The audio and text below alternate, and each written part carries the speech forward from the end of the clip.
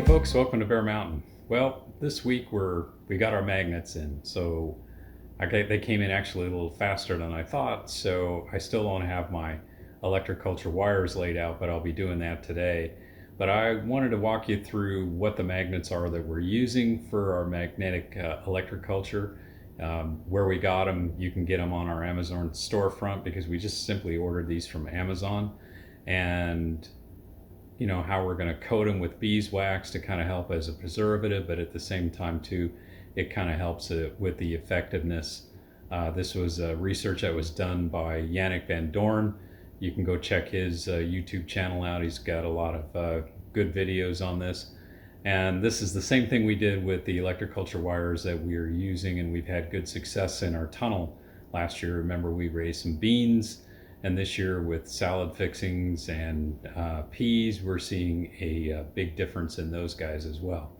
So let's talk a little bit about the magnets. Okay, so these magnets are ordered from Amazon. They're a ferrite type, not the niobium, I guess, if that's the right term.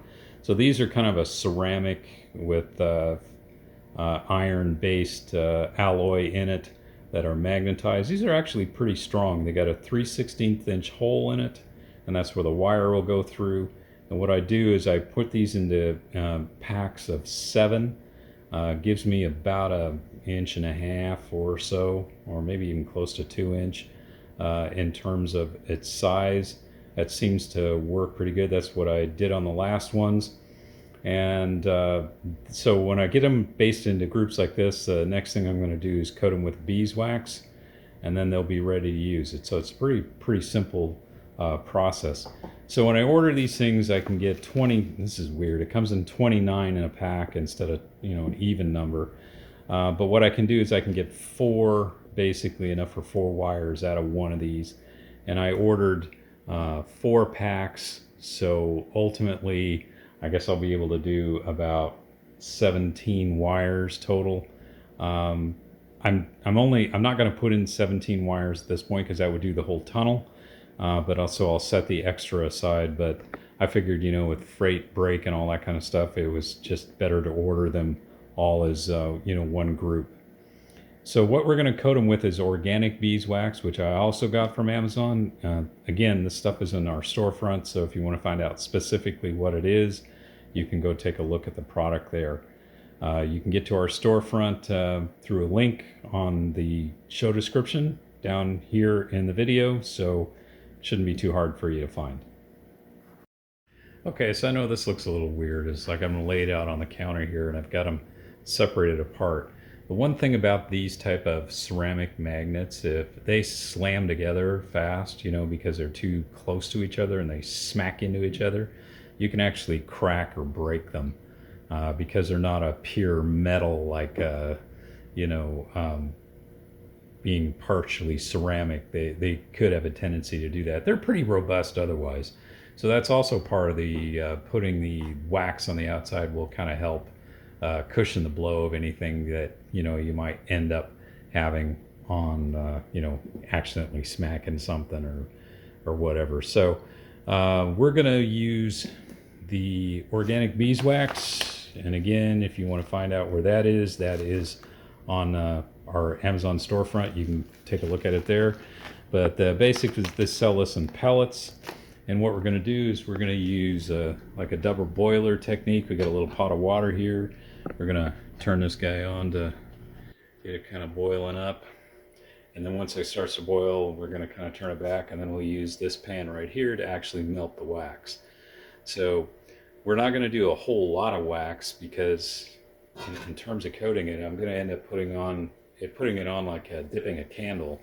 In other words, I'll put a layer on, let it cool for a few seconds or so till it kind of solidifies, and come back and do another layer, and do it till I got maybe about 1/8 of an inch all the way around on it, which would include the ends as well as the outsides, and then let those guys just kind of cool off and harden before they're ready to use.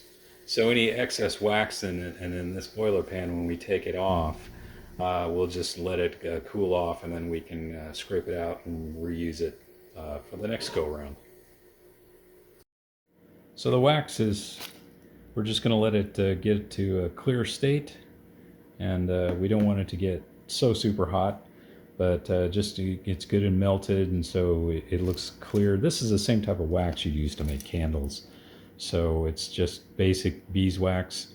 And like I said, then what we'll do is we'll take these guys, once it's melted, we'll just roll it in it, and gonna get a little wax on the fingers, but as long as it's not too hot, it's not too bad.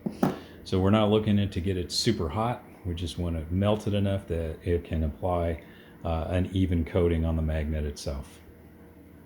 Okay, the water's at a nice gentle boil. What I'm going to do is just put these guys over the top and let it kind of gently try to get melted up. It's going to take a few minutes. Once it starts to melt, I'll probably give it a bit of a stir until everything is finally dissolved into the liquid. So you can already start to see that it's starting to melt. I'm going to use this stainless steel knife, butter knife, just to basically make certain that I can get it clean eventually. And so it's already starting to melt pretty good.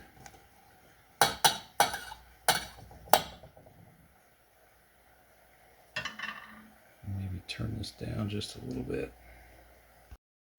So I'm melting this over a pretty low heat.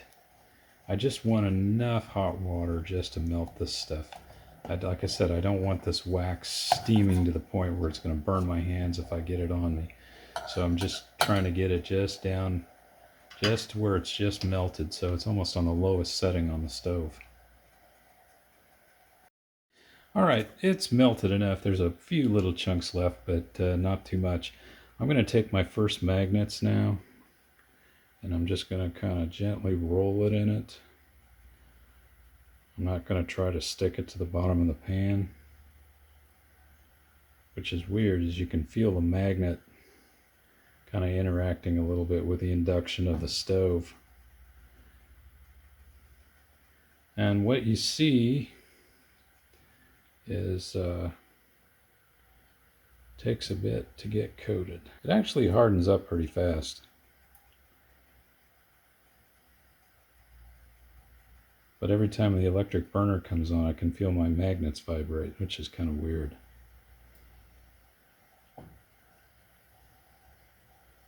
Okay, we're going to let this one just kind of like cool off for a little bit. So I'll put it over here on my...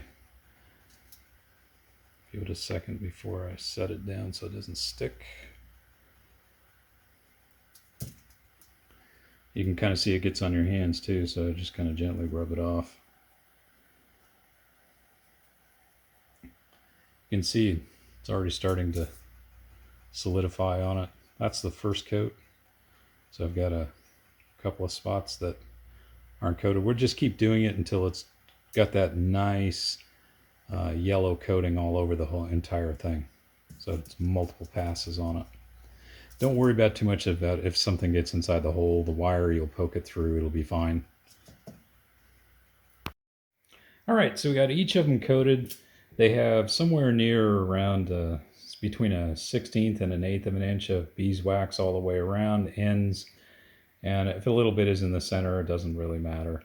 Going to let these guys cool down a little bit. Then the last thing we're going to do is we're going to do the test to define which are the north pole of it is, so that when we install these things, and then I'll use a permanent marker and just put an N on the side that's north, so that I know probably what I'll do is I'll just put an arrow on it so that I can turn it around. I can see it really pretty easy when it's on the wire.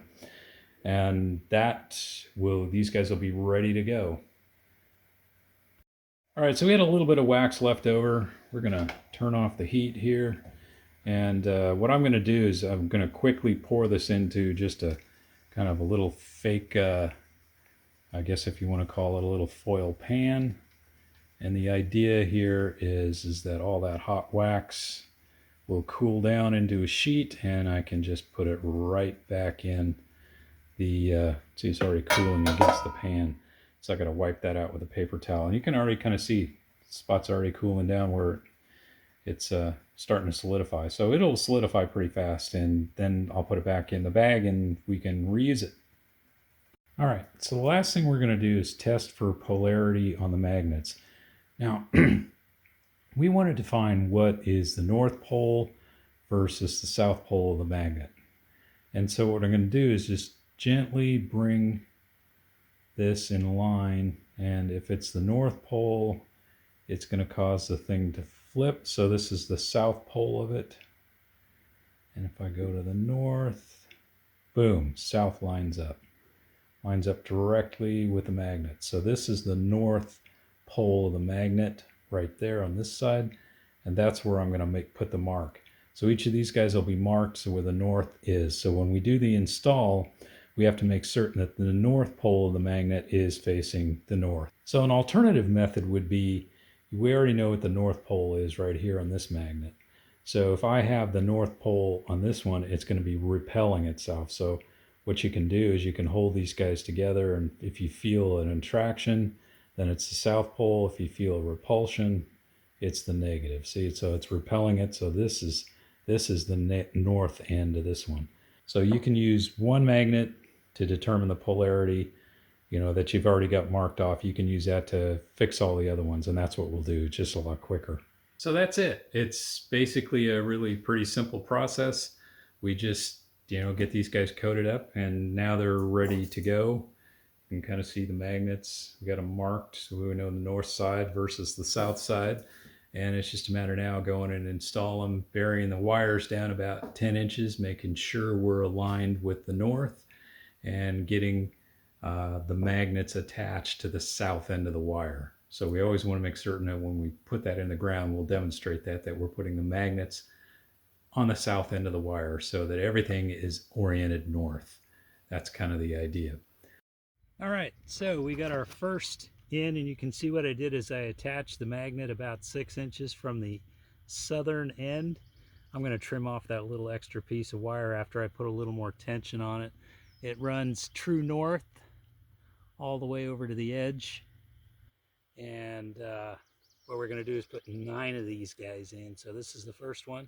You can see the coating, it's all bright yellow, looks really good, and that's about it. And it's about 8 inches down. That's kind of where I'm going to compromise. I don't want to go any more than 10, but I'm trying to get it about 8 inches. I'll be kind of consistent with that. So after we've got it all lined out and tightened up, then the next step is we just bury it, and we're good to go. So again, if you want to find out where we got the magnets and more about the details of what's in the magnets and their strengths and all that kind of stuff, go to our Amazon storefront. It's in there. Look under the category of things that we use as seen on YouTube, and you'll see it there. Same with the beeswax. So, I'm not trying to be a shill for this, but it's just an easier way of finding these things that we're using, and hopefully it'll answer any questions that you might have on it. Other than that, there isn't anything more we really need to do at this point except go down and do the installation. And as we talked about, that is important that we put the wires down at least probably 8 to 10 inches. We want them oriented to magnetic north, and we want the wire with the south end of the wire having the magnet itself and the magnet oriented towards the North Pole of the magnet oriented north, and that is all there is to be getting things ready. So I want to thank you for watching today, and stay safe. We'll catch you on the next video. Bye-bye.